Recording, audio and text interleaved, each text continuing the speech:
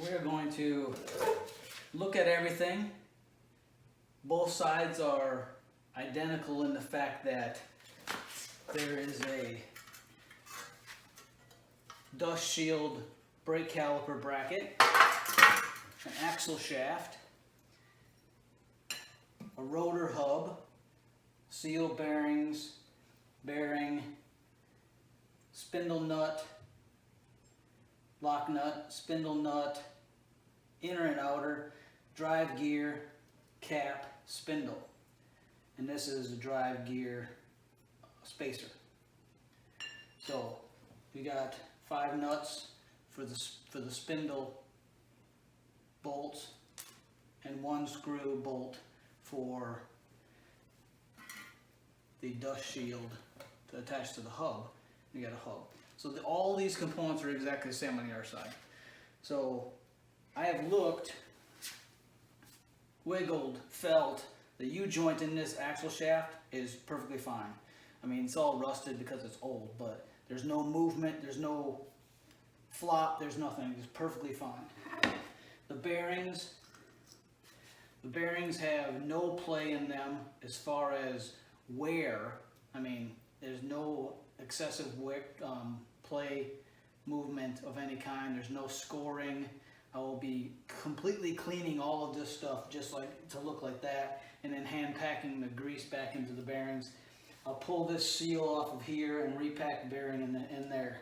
So really all this stuff is perfectly fine, good to go. We've got this lock ring as well, I didn't mention. It just needs to be cleaned and greased. The bearings need to be greased. There is a bearing in here, which is also, there's no problem. It's a hidden bearing, so it requires a special tool that I have up there to pull this out, but there's nothing wrong with it as well. So there is a bearing inside of here too. So with that, I mean, inspecting all of your parts prior to putting everything back together is a very, very important phase. And then cleaning everything up, greasing it correctly, lubing it correctly, because I will get a wire brush or wire wheel and I'll clean the inside of this out where the spindle sits. So I'll clean all this up, clean this up, and then I'll put anti-seize on this so that it doesn't adhere itself or rust itself together again in the future in case this has to be taken apart. It's much easier to take apart. Do the same thing on my hubs of my Wrangler. So again, it's all about making sure everything, there's no cracks, there's no bad threads, everything is good to go. Just make sure you go over everything thoroughly, then clean it all up, as I've repeated before, properly lube it, put it back together in the reverse order that you took it apart, make sure that you adjust the bearings correctly, lock everything down, put it all back together, job done. So the one thing that I did not, we got the brake caliper and the brake shoes, which will also get cleaned up. They're almost brand new brake shoes, but everything will get cleaned up. The slides will get lubed with anti-seize so it moves freely, and put everything back together. I say it's just that simple, but it really is just that simple. So let's get on to it. I'll come back and show you all the cleaned up, re-greased, pretty parts when I'm done with them, instead of all the rusted stuff. I may send these off to get turned, take a couple thousandths or less off of there just to get the rust off and get the lip off that's started to form on the rotor. Other than that, time to continue to get my hands dirty and get this stuff cleaned. So after inspecting everything, cleaning everything, I took the hub and rotor down and had them turned, because they were still within allowable specifications. The whole interior is completely cleaned out, and nice and neat. The brake caliper bracket and dust shield.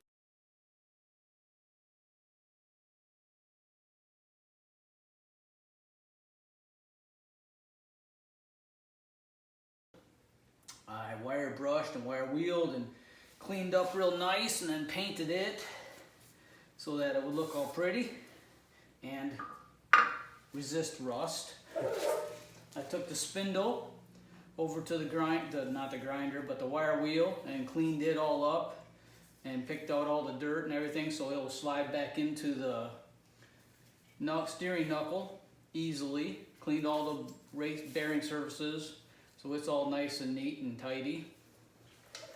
Your spindle lock nut, inner nut, outer nut, spindle nut, lock washer, your drive spacer, drive gear, the seal, hub seal, and both the bearings. Everything, including the steering knuckle, have been cleaned and ready for everything's ready for reassembly now. I cleaned up the nuts that hold the spindle on, and the bolt that holds the dust shield on, and the snap ring that holds the drive gear in, and the dust cap that goes on the outside. Everything is cleaned up and nice and neat and ready for reassembly. I will show in a different video how to grease these bearings, but anyway, I'll show you that in a different video. So let's go and grease those bearings, and we'll get this all put back together. Alright, so now it's time to reinstall the freshly packed inner bearing into the hub,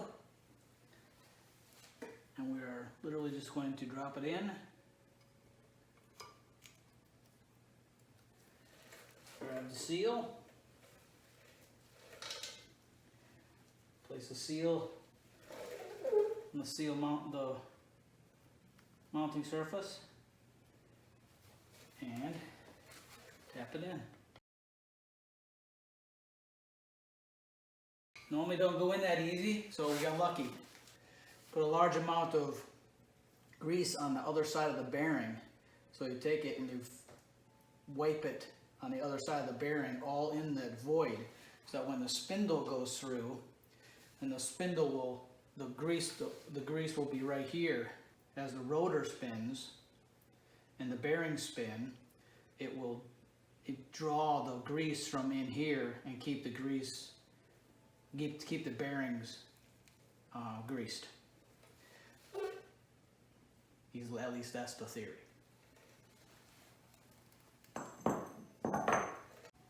Alright, so I didn't see any issues with the inner seals on the stub shaft, so I coated it really good with some grease, and I'm just going to put the shaft back in. So, looks good.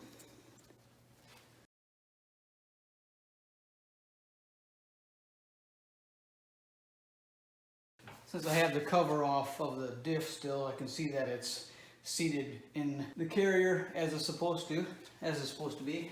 So, grease up this bearing here inside the spindle. I've already checked it. There's no needle bearings missing. Everything's moving nice and evenly and smoothly. So, do the same thing to that. Put some grease on there. Make sure it's all nice and greased up.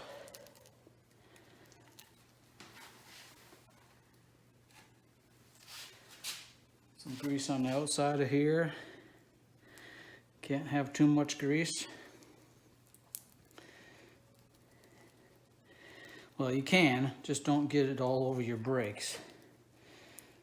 As long as it's staying inside where it's supposed to be, everything's good. Starts getting on your brakes, then you got some problems.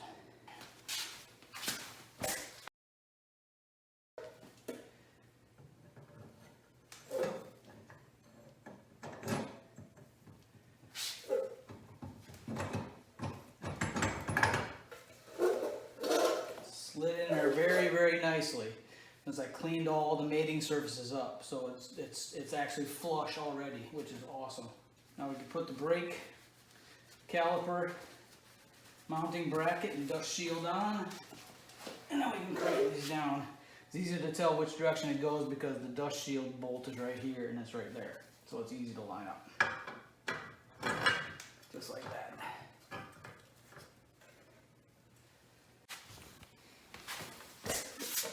Now we just got the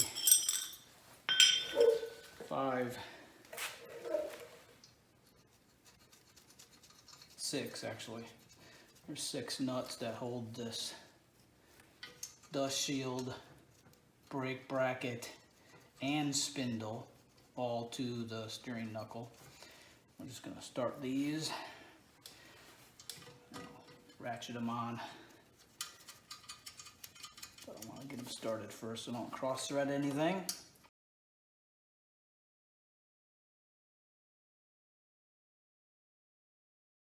And then we have the one bolt down here for the actual dust shield.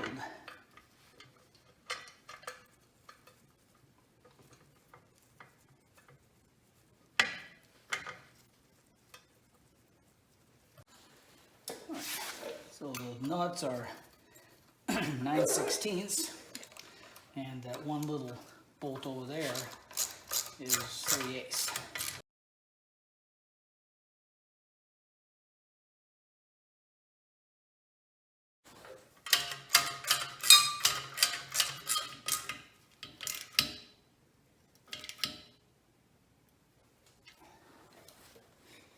All right, so that's the dust shield, brake bracket, brake caliper bracket, spindle, all tightened up and done.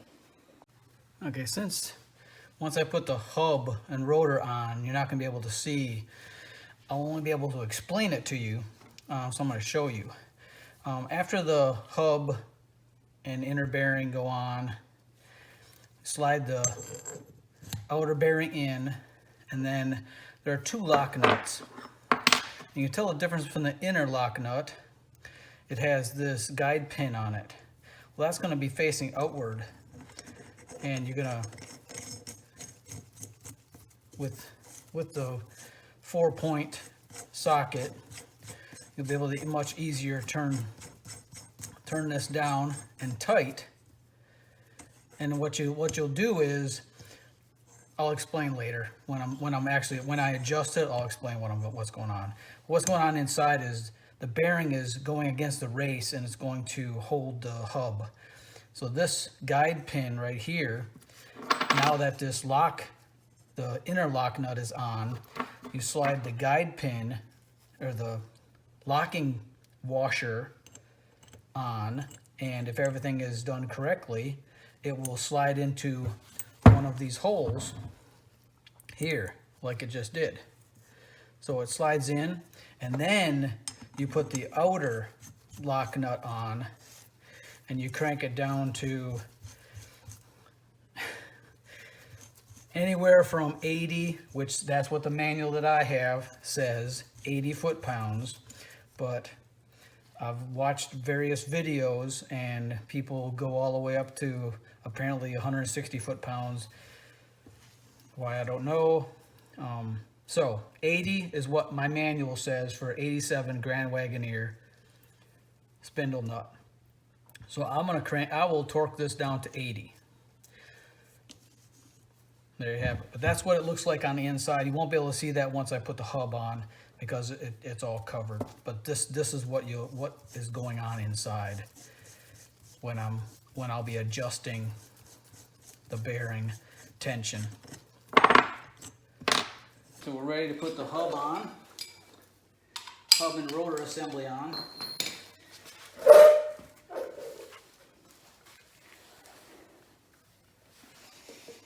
It just simply slides onto the spindle, just like that. Good to go. And then we're going to put the outer bearing on. If I can get it degreased from where I had it. Slide that in there. Okay. Trying not to get any grease on the rotor. So what we're first going to put in there is the pin facing out, the alignment pin facing out, and then we're going to tighten that down, is what I said, which means it'll be on the inside of this. As I just explained a minute ago about what's going on inside here. So now this inner lock nut is going against the bearing. So you want to crank this down to set the bearing, and then we'll back it off and adjust it. So you want to keep spinning it as you tighten it. That way you know that you're getting all the grease flowing through the needle bearings and flowing through the bearings, so it does not spin freely. So now we want to back that off so that we'll have the proper adjustment, and we want to be able to spin this freely so it's not binding up. So now let's loosen it up a little bit.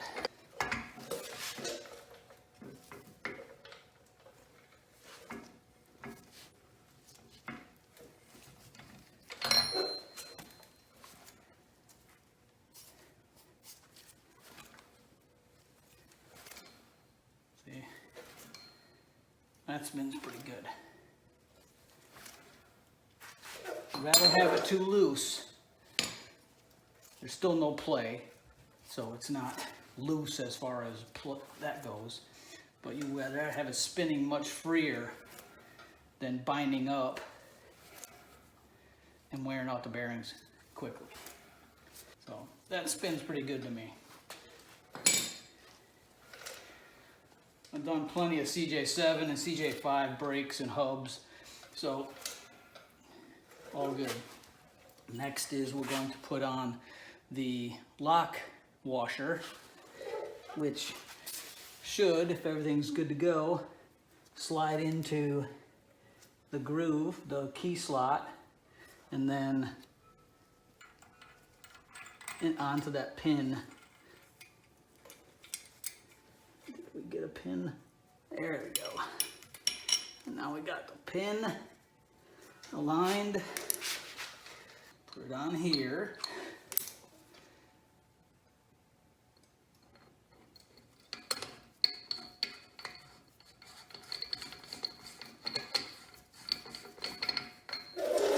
All right. So I've got the inner lock nut adjusted. The bearing's very good, spins freely. The lock washer is on there, and one of the holes lined up with the guide pin, and I locked it down with the outer lock nut. Now I can crank that down to 80 foot-pounds. Got my trusty torque wrench set to 80 foot-pounds. Listen for the click. There it is, 80 foot-pounds. All right, well that's that. Now it's as simple as you've got the drive gear sleeve that slides inside. Throw a little more grease in there before I put the drive gear in there. The drive gear can push this grease back in there to the bearing.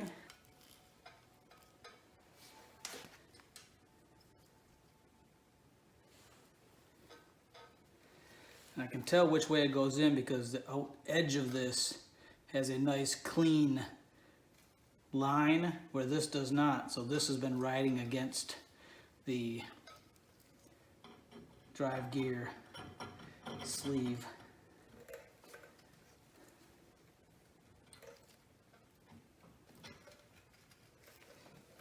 Two sets of teeth it has to fit into. It's got to fit in the center on the axle shaft, stub shaft, then it has to fit on the outside on the hub gears. So, but it went. All right, now for the snap ring.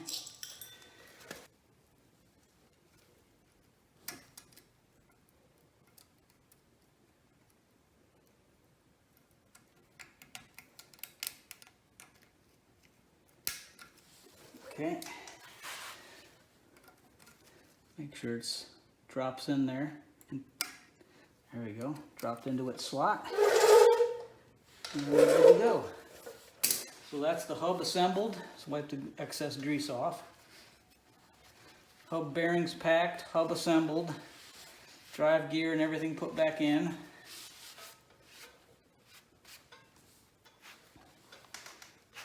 I did that, now I'm going to throw some more grease back in there.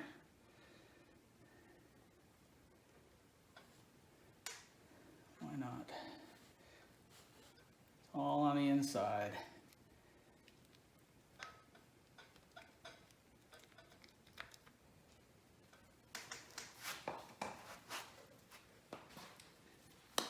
Right. Slide this on.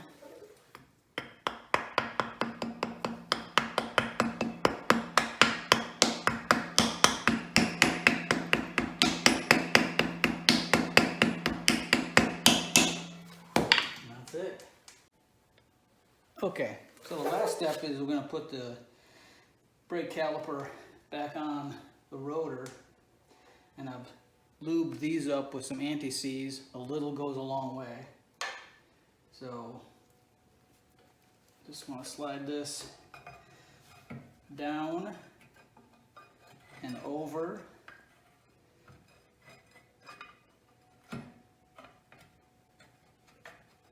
And we'll slide a pin in on the top.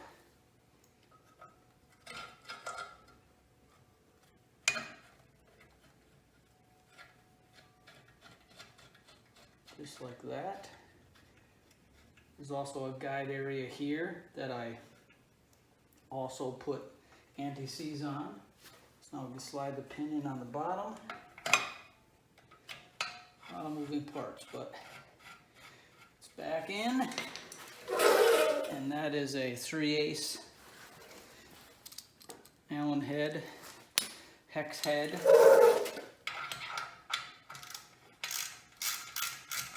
Touching stuff.